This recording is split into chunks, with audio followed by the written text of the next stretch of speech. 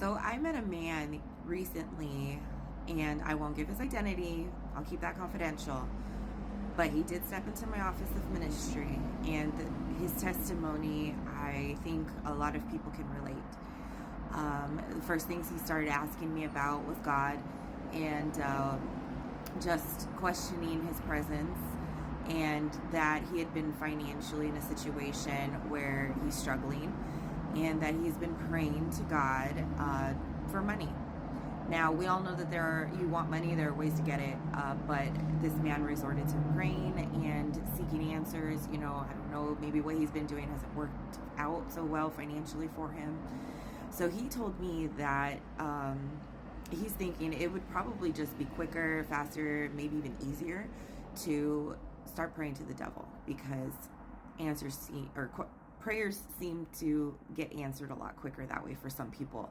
Now, in the industry he works in, which I'll call it the entertainment world, I can see where that may be true. There have been just ordinary people come up in fame.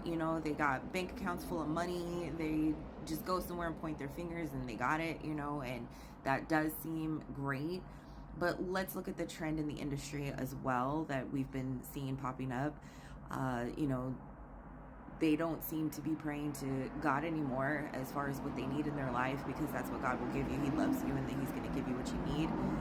And let's see all the other trend when it comes to drugs and alcohol, and just distancing themselves further from God, and isolation from their family because they can't be touched by anybody, their wives, their spouse, their kids never see them. So yeah, sure, it's none of my business who you send your prayers to, where your prayers go, or where you're seeking answers from. But I do know that the truth is God loves you, and he wants you to live a long, prosperous life, and that even though your bank account is not full of money, you are still a rich man in other ways. Now, if you're praying to the devil, one thing I know about that is that the devil, he just wants to destroy you.